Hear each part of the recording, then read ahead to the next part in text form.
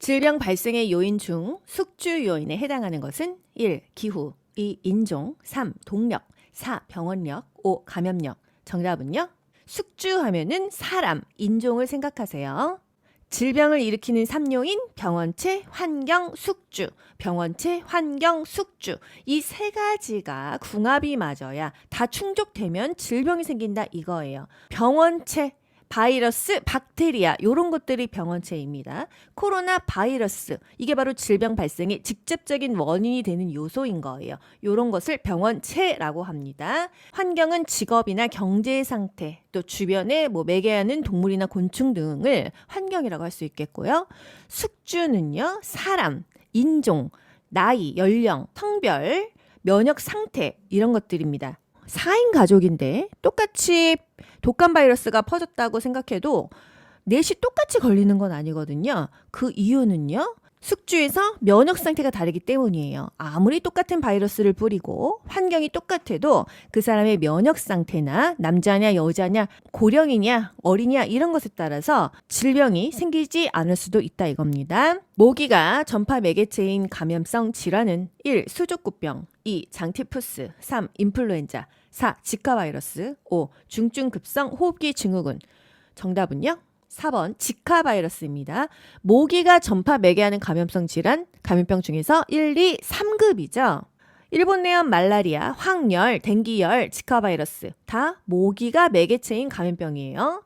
질병의 예방 활동에서 3차 예방에 해당하는 것은 1. 건강검진 2. 질병 치료 3. 예방접종 4. 재활요법 5. 조기 발견. 정답은요?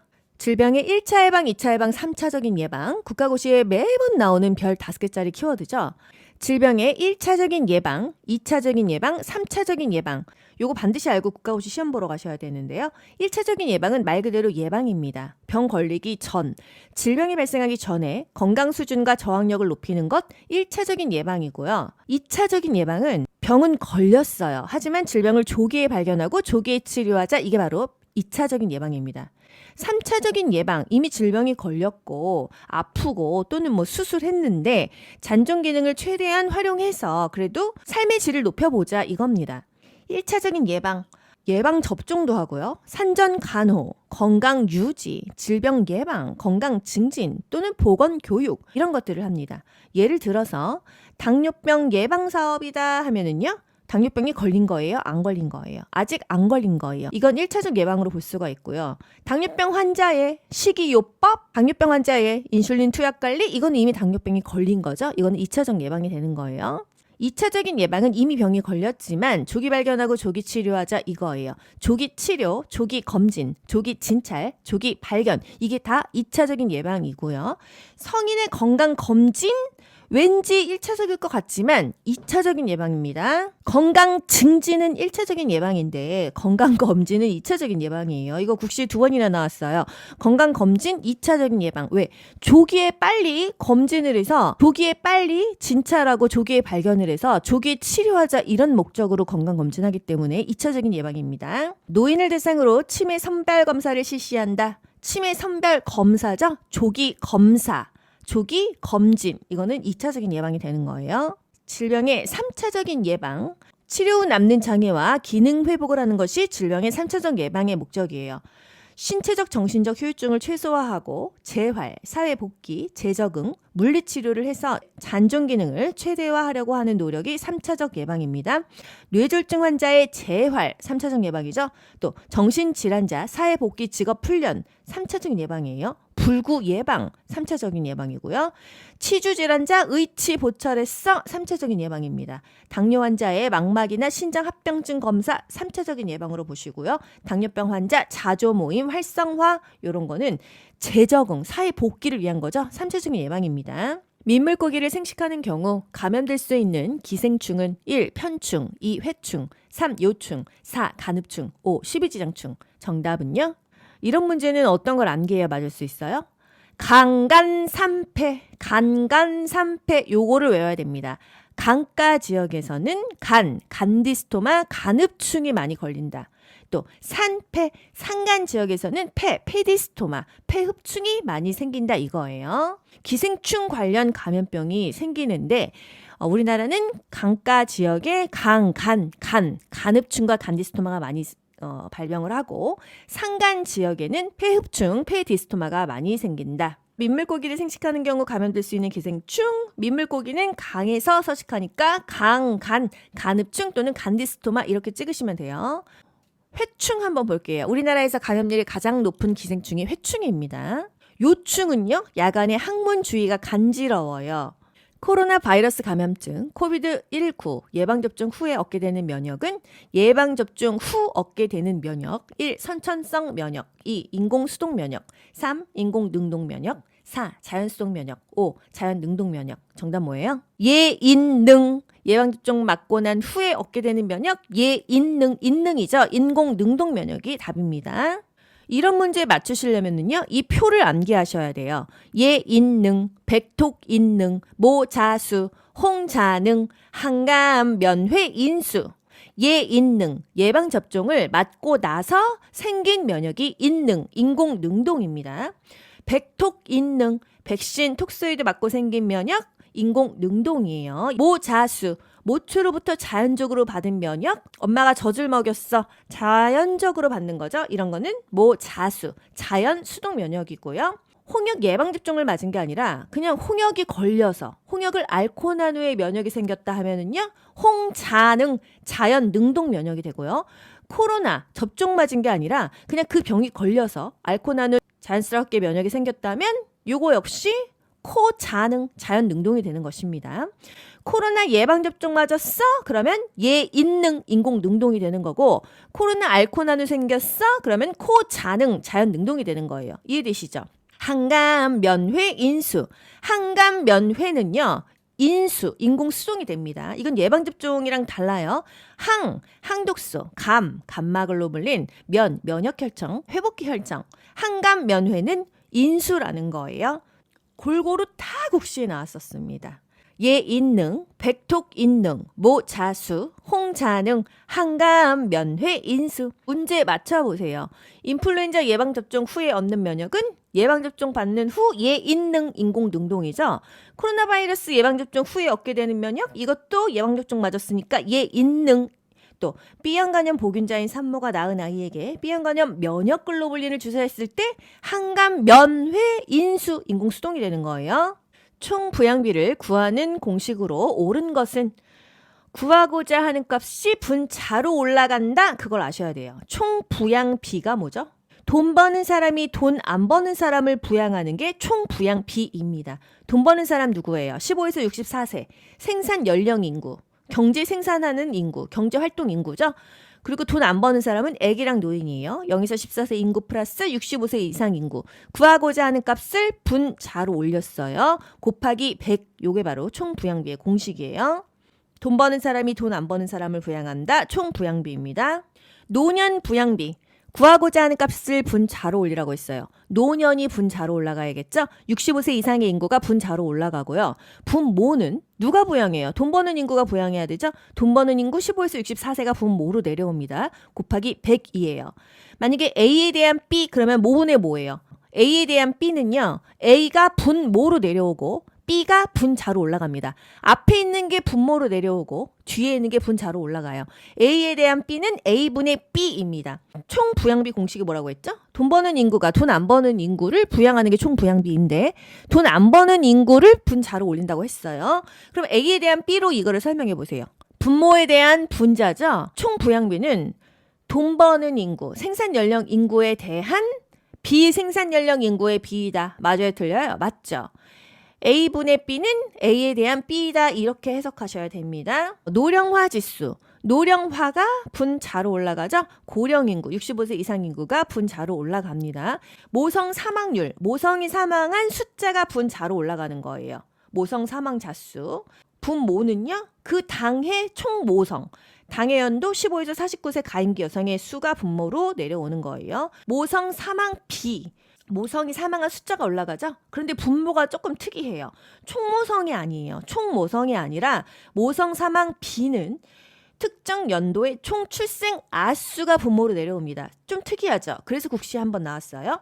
연간 출생한 출생 아수분의 모성 사망 자수가 모성 사망 비예요. 그래서 모성 사망 비 공식은 아비 이렇게 암기하세요. 분모가 아예요. 아, 출생 아수, 아비. 이게 바로 모성 사망 비고요. 모성 사망률은 말 그대로 모성이 사망한 숫자를 분자로 올리는 겁니다. 이해 안 가시는 분은 반복하세요. 항상 구하고자 하는 답이 분자로 올라간다라는 거. A에 대한 B는 A분의 B가 된다는 거. 모자보건법상 모자보건 사업 대상자의 정의로 옳은 것은 1. 영유아란 출생 후 8년 미만인 사람을 말한다. 2. 미숙아란 선천성 기형이 있는 영유아를 말한다. 3. 신생아란 출생 후 28일 이내에 영유아를 말한다. 4. 임산부란 임신 중이거나 분만 후 8개월 미만인 여성을 말한다. 5. 선천성 이상아란 신체의 발육이 미숙한 채로 출생한 영유아를 말한다. 정답은요? 3번 신생아는요. 태어난 지 한 달 이내의 아이, 조금 더 정확하게 말하면 출생 후 28일 이내의 영유아를 우리가 신생아라고 하는 거예요. 용어 정리해 드릴게요. 임산부, 임신 중이거나 분만 후 6개월 미만이면 이것을 임산부로 봅니다. 영유아, 출생 후 6년 미만이면 영유아로 봐요. 일반적으로 영유아는 3세까지인데 모자보건 사업에서는 영유아를 6년 미만까지 봅니다. 조산아, 빨리 태어난 아이죠. 달을 다 채우지 못하고 태어난 아이, 임신한 주수가 원래 40주에 태어나야 되는데 37주 미만에 태어난 아이가 조산아고요. 미숙아, 말 그대로 미숙한 아이예요. 신체의 발육이 미숙한 채로 출생한 영유아이다. 이게 국시에 나왔었죠. 신체 발육이 미숙한 채로 출생한 영유아는 미숙아고요. 주수, 달수를 못 채우고 태어난 게 조산아입니다. 맥락은 사실 같은데 이렇게 또 용어를 구분할 수는 있어야 돼요. 선천성 이상아, 선천적으로 기형이나 변형, 염색체 이상을 지닌 영유아를 선천성 이상아라고 합니다. 사사는 뭐예요? 임신 28주, 7달 이후에 죽은 아이를 분만하는 게 사산입니다. 임산부란 임신 중이거나 분만 후 6개월 미만인 여성이죠. 선천성 이상아는 미숙아가 아니라 뭐라고요? 선천적인 기형, 변형, 염색체 이상을 지닌 영유아가 선천성 이상아예요. 영아의 예방접종 후 주의사항에 관한 교육 내용으로 옳은 것은 1. 접종 후 엎드리게 해서 재우세요. 2. 접종 후 고열과 경련이 있으면 집에서 관찰하세요. 3. 접종 후 귀가하여 3시간 이상 주의 깊게 관찰해 주세요. 4. 접종 후 당일은 약물의 흡수를 위해 과격한 신체 활동을 해도 됩니다. 5. 접종 후 이상 반응을 관찰해야 하니 5분간 의료기관 내에 머물러 주세요. 정답은요? 3번 접종 후 귀가하여 3시간 이상 주의 깊게 관찰해 주세요. 예방접종 전후 주의사항이 국가고시에 잘 나옵니다. 예방접종 맞기 전에 뭐 해야 돼요? 목욕시켜야 돼요. 왜? 예방접종 받고 난 후에는 목욕하면 안 되거든요. 접종을 맞으려면 아이가 컨디션이 좋아야 됩니다. 건강 상태가 좋은 날 오전에 접종해요. 왜? 오후에 예후를 봐야 되니까 어떤 문제가 있는지 병원은 거의 6시에 문 닫기 때문에 오전에 접종하고 몇 시간 동안 예후를 지켜보는 게 좋다 이 얘기입니다. 예방접종 후 주의사항은요. 일단 30분 정도는 병원에 있으면서 아이의 상태를 관찰해요. 아나필락틱 쇼크가 올 수도 있고요. 이것을 같은 말로 뭐라고 하죠? 급성 중증 과민증 또는 괜찮다가 조금 있다 이상해지는 경우도 있거든요. 귀가 후 적어도 3시간가량 주의 깊게 관찰합니다. 접종 당일 목욕시키지 않아요. 뭔가 문제가 생기면은요 빨리 병원 다시 가야 되고요. 접종 후 고열이 났어 의사의 진찰을 받도록 한다. 이런 거 국시에 나옵니다. 당일날 너무 땀 많이 흘리는 거 안 좋거든요. 격렬한 신체 활동은 피한다. 동물도 마찬가지입니다. 접종 당일날 목욕시키지 않아요. 본인의 컨디션이 안 좋을 때는 성인도 마찬가지로 웬만하면은 예방접종 맞으시면 안 됩니다. 만약에 본인 몸이 안 좋은 상태에서 뭐 대상포진 접종 맞았어. 갑자기 대상포진 걸리시는 분들도 많이 봤어요. 임신, 합병증을 예방하고 조기에 발견하여 관리함으로써 모성 사망률을 줄일 수 있어 가능한 한 빨리 시작하는 것이 바람직한 모성 보건 관리는 1. 산정 관리, 2. 분만 관리, 3. 산후 관리, 4. 산욕기 관리, 5. 신생아 관리. 정답은요? 1번 산정관리죠. 조기에 발견해서 사망률을 줄인다고 했어요. 산정관리가 중요하다는 거예요. 산전관리, 임산부의 체중, 혈압, 소변, 혈액, 초음파 등을 체크합니다. 특히나 혈체소, 혈압, 체중, 소변 많이 보죠. 임신 중 발생하는 합병증을 최소화하기 위해서 산정관리를 해요. 산정관리 횟수가 국가고시 정말 자주 나옵니다. 이것도 별 5개짜리 키워드예요. WHO, 세계보건기구에서 권장하는 산정관리 횟수가 있어요. 임신 7개월 이내면요. 한 달에 한 번만 와 이거예요. 4주마다. 임신 8, 9개월은요. 한 달에 2번, 2주마다 온다. 국가고시 표현은 월 2회입니다. 임신 8, 9개월. 막달 한 달, 90개월만 매주 오는 거예요. 일주마다 온다. 월 4회 온다. 분만식까지 한 달만요. 한 달만 매주 오고 그 전달 8, 9개월은 2주에 한 번, 한 달에 2번 오고 7개월 이전에는 한 달에 한 번씩만 온다 이거예요. 다음 대상자에게 안내할 수 있는 지역사회 서비스 기간은 1년 전 배우자와 사별함, 모든 활동에 대한 흥미가 감소됨, 하루 종일 기분이 처지고 우울함, 잠들기가 어렵고 자다가 자주 깨는 등의 수면 장애가 있음. 굉장히 우울한 게 느껴지죠. 1. 사회복귀시설 2. 공동거주시설 3. 정신건강복지센터 4. 중독관리 통합지원센터 5. 치매 전담형 주야간 보호센터. 정답은요? 정신건강복지센터를 안내할 수 있습니다. 정신건강복지센터는 그 지역사회에 정신건강 증진하는 사업 중에 하나예요. 국민의 정신건강 복지까지 신경 써주는 거예요. 국가나 지방자치단체가 정신건강복지센터를 운영합니다. 학교나 사업장과 연계 체계를 구축해가지고 지역사회에서 복지 서비스 지원 사업을 한다 이거예요. 정신건강복지센터 또는 아동 청소년 정신건강 간호사업, 정신건강 위기상담전화, 자살 예방사업, 마약 중독자 치료보호, 알코올 상담센터, 정신재활시설, 정신요양시설, 정신의료기관 이런 것들을 정신건강복지센터에서 하고 있습니다. 노인복지시설 6가지가 있어요. 노인에 대한 주거복지, 의료복지, 여가복지, 재가복지, 노인보호 전문기관, 일자리 지원기관 등이 있어요. 노인자가 붙습니다. 이 중에서 국가고시 정말 자주 나오는 거 하나 짚어드릴게요. 노인 의료복지시설엔 2가지가 있다. 규모로 나뉜다. 노인 요양시설과 노인 요양 공동생활가정으로 나뉜다 그랬어요. 노인 요양시설, 노인 공생. 입소자가 9명 이내이면서 하면은 공생이죠. 입소자가 9명 이상이면 노인 요양 시설, 우리가 아는 요양원이에요. 입소자가 적으면 9명 이하이면 미만이면 공생이고요. 입소자가 9명 이상이면 노인 요양 시설입니다. 항상 노인 요양이라는 4글자가 들어가야 돼요. 노인 의료복지 시설 2가지, 노인 요양 시설, 노인 요양 공생, 공동생활 가정이요. 규모로 나뉘는 것입니다. 다음에서 설명하는 정신재활 프로그램은 환자에게 일상생활을 영위해 나가는 데 필요한 기술을 익힐 수 있는 기회를 제공함. 정신장애로 인해 결핍된 인간관계의 개선 및 독립적 생활에 필요한 기술을 교육함. 증상관리, 대인관계, 스트레스 관리 교육이 대표적인 1. 가족교육 2. 자조집단 3. 직업재활 4. 주거서비스 5. 사회기술훈련. 정답은요? 사회기술훈련입니다. 정신재활 프로그램은 기술을 익힐 수 있는 기회를 제공한다. 독립적인 생활에 필요한 기술을 교육한다. 이런 문제는요, 이 문제에서 답을 그냥 유추하시는 방법이 가장 좋습니다. 정신재활 프로그램에는 여러 가지 종류가 있어요. 중간시설 프로그램, 낮병원 프로그램, 밤병원 프로그램, 사회기술훈련 프로그램 등등이 있는데 이 중에서 국가고시 한 번씩 나왔던 것만 짚어드릴게요. 정신재활 프로그램은요, 질병의 1차적 예방, 2차적 예방, 3차적 예방에서 3차적인 예방입니다. 정신질환자 사회복귀, 직업훈련, 정신재활, 재적응, 물리치료, 질병의 3차 예방이죠. 퇴원 후 환자들이 모여서 서로의 고통을 이해하고 경험을 공유하는 모임, 자조집단, 셀프 헬프 그룹, 자조, 스스로 돕는 거예요. 마약, 알코올, 이런 것들 끊고 서로 모여서 스스로 도와주는 거, 자조집단. 노인 보건 사업이 필요한 이유로 오른 것은 1. 노인 인구 감소 2. 노인 진료비 감소 3. 노인의 평균 수명 감소 4. 노인의 만성질환 유병률 감소 5. 노인의 일상생활 수행 능력 감소. 정답은요? 노인 보건 사업이 필요한 이유, 노인 인구가 증가되고 노인 진료비가 증가되고 노인의 평균 수명이 늘어나기 때문에, 또 노인의 만성질환 유병률은 병을 보유하고 있는 비율은 늘어나죠.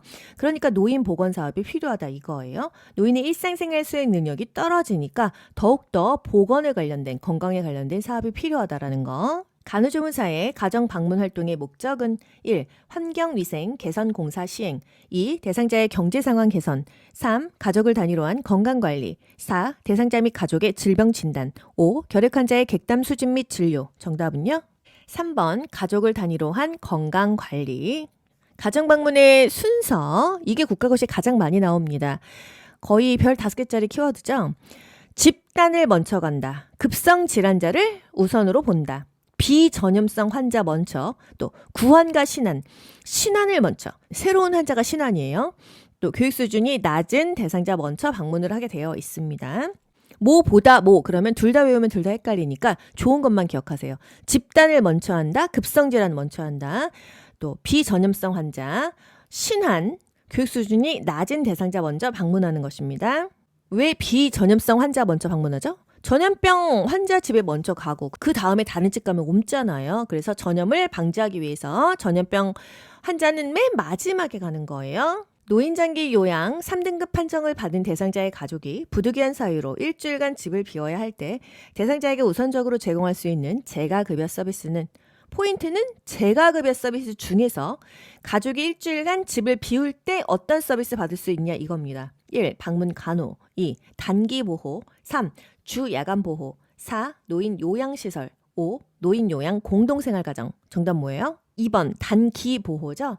재가급여 서비스 방방방 주단 이 중에서 일정 기간 동안 맡길 수 있는 거 단기 보호예요. 일정 기간의 기자를 빼서 단기 보호의 기자로 보내세요.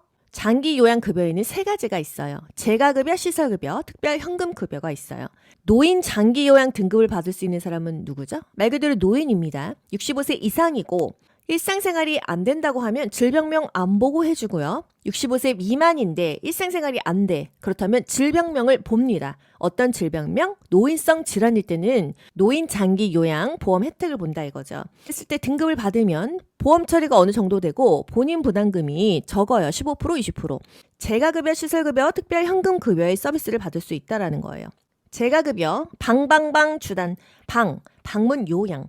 요양보호사가 집으로 방문하는 거죠. 신체 활동이나 가사 활동을 도와줘요. 목욕, 또 머리 감기기, 옷 갈아입히기, 뭐 밥도 간단하게 해주고 반찬도 해주고 이 정도. 방문 목욕. 또 방문 간호가 있어요. 방문 간호는 의사의 지시에 따라 방문 간호사, 방문 간호조무사 방문하는 거죠. 의사의 지시에 따라 라는 키워드가 나오면 방문 간호로 답을 하셔야 됩니다. 지금 말하고 있는 거는 다 재가급여예요. 있을 채, 집가. 집에서 받는 서비스예요. 요양보호사가 집으로 방문하는 거 방문 요양. 목욕설비를 집으로 방문해서 해주는 거 방문 목욕. 의사의 지시에 따라 뭐 방문 간호조무사, 방문 간호사, 치위생사가 방문을 하는 게 바로 방문 간호고요. 주야간 보호, 단기 보호가 있습니다. 주야간 보호는요. 일정 시간 동안만 장기 요양 기관에서 프로그램을 하고 집에 오는 거예요. 아침에 한 8, 9시에 차가 집 앞으로 오고요. 오후 한 4, 5시에 데려다 줍니다. 프로그램도 하고 이제 간식과 점심도 먹고 그게 바로 주야간 보호. 우리가 알고 있는 데이케어 센터입니다. 단기 보호는요. 일정한 기간 동안은 기관에 맡기는 거예요. 집에서 받는 서비스가 아닌데 왜 재가급여야? 한 달에 30일이죠. 이 중에서 9일만 맡길 수 있고 20며칠은 집에 있어야 돼요. 그래서 단기 보호도 재가급여가 되는 것입니다. 오케이? 방방방 주단 이 5가지가 재가급여고요. 기타 재가급여, 기타 그 밖의 서비스는요.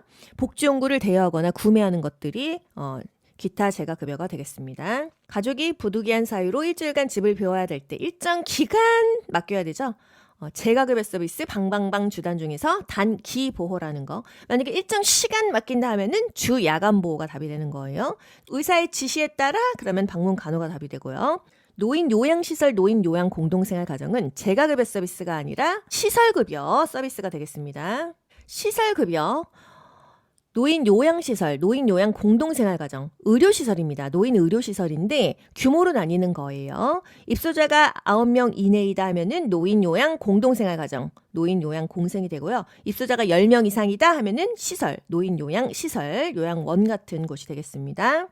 특별현금급여, 특별히 현금 주는 건데 BBB가 있어요. 가족 요양비, 특례 요양비, 요양병원 간병비가 있는데 가족 요양비는 섬이나 벽지, 오지 등에서 기관도 부족하고 요양보호사도 부족하죠. 가족이 그에 상응하는 서비스를 했을 때 돈을 준다. 그게 바로 가족 요양비입니다. 우리가 알고 있는 내가 요양보호사 따서 우리 부모님 케어해가지고서는 돈 받을 거야. 그거는 가족 요양비가 아니라 가족 요양급여예요.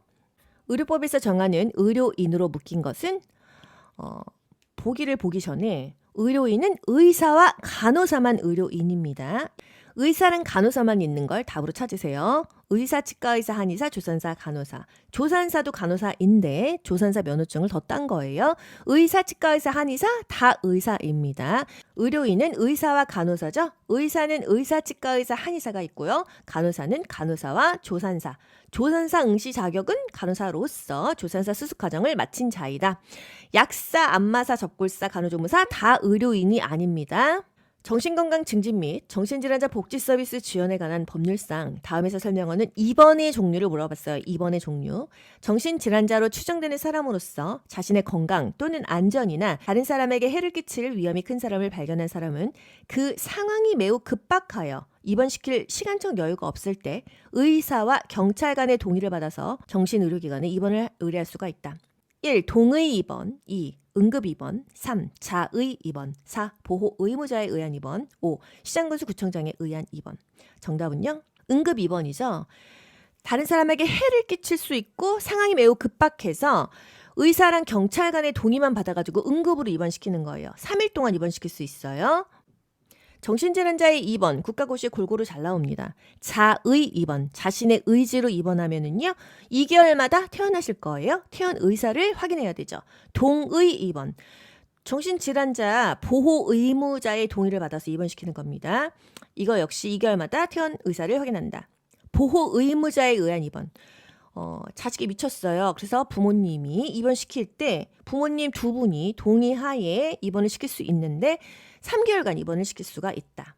응급 입원. 상황이 너무 급박하고 이 사람이 다른 사람을 해칠 위험이 있을 때 응급하게 의사랑 경찰 간의 동의를 받아서 3일 동안 72시간 이내에만 응급 입원시킬 수 있다. 결핵 예방법상 전염성 결핵 환자에 대하여 접객업이나 그 밖에 사람들과 접촉이 많은 업무에 종사하는 것을 일시 제한할 수 있는 자는 업무 종사 일시 제한 1. 대통령 2. 보건복지부 장관 3. 시장군수구청장 4. 보건소장 5. 담당 의사. 정답은요? 3번 시장군수구청장입니다. 모르시면 웬만하면 시장군수구청장이 답이에요. 결핵 환자 전염 우려가 있어서 입원하세요 하는 거 역시도 시도지사 또는 시장군수구청장이고요. 당신 결핵이니까 사람 많은 데서 일하지 마세요라고 제안하는 사람은요. 맥락은 시도지사나 시장군수구청장인데 그냥 시도지사라고 하면 안 돼요. 왜? 세종시의 시장이 특별자치시장이고요. 제주도의 지사가 특별자치도지사거든요. 그래서 특별자치시장, 특별자치도지사 또는 시장군수구청장이 당신은 전염성 결핵 환자니까 사람 많은 데서 일하지 마세요. 이렇게 말하는 사람입니다. 입원하세요 또는 일하지 마세요. 둘 다 시장군수구청장은 공통이에요. 결핵 격리, 치료를 거부했어. 벌칙 1입니다. 구강보건법상 주 1회 양치하는 경우 불소용액 양치 사업에 필요한 불소용액 농도는 몇 %인가? 매일매일 0.05. 또 일주일에 한 번은요 0.2 기억하시나요? 매일매일 하면은 불소 농도가 더 낮겠죠. 0.05%. 일주일에 한 번 하면은 0.2%. 둘 중에 뭐가 커요? 0.2가 크죠? 매일매일 0.05. 일주일에 한 번은 0.2. 두 개 중에서 번갈아 나오는데 여러분 맨날 틀립니다. 매일 우유 500ml를 기억하세요. 매일매일 한다면 불소 농도는 0.05%이다. 감염병의 예방 및 관리에 관한 법률상 그 발생을 계속 감시할 필요가 있어서 발생 또는 유행 시 24시간 이내에 신고해야 하는 감염병은 물어봤어요. 계속 감시 이게 일단 포인트고 24시간 이내에 신고 몇 급 감염병이에요? 계속 감시 일단 3급이죠. 24시간 이내에 신고해야 되는 거는 2, 3급이죠. 3급 감염병을 찾으셔야 되는 거예요. 1. 탄저 2. 패스트 3. 연성화감 4. 쯔쯔가무시증 5. 신종 인플루엔자. 정답은요? 쯔쯔가무시죠. 감염병의 급수 1급, 2급, 3급, 4급이 있습니다. 즉시 신고해야 되는 거는 1급 감염병, 24시간 이내에 신고해야 되는 거는 2급, 3급 감염병입니다. 오늘 환자가 오후 2시에 왔어. 내일 낮 2시까지는 병원장이 신고해야 되는 거예요. 보건소장한테. 4급 감염병 일주일 시간을 줍니다. 생물 테러 감염병, 치명률, 집단 발생의 우려가 있고 음압 격리가 필요해, 높은 수준의 격리가 필요해, 그러면 1급 감염병이에요. 2급은요? 키워드가 전파 가능성이 있다 이겁니다. 전파 가능성 전2 2급이에요. 전2 전파 가능성 2급입니다. 계속 감시하면은 3급으로 가시고요. 표본 감시하면은 4급 감염병을 찍으셔야 돼요. 표본 감시가 뭐죠?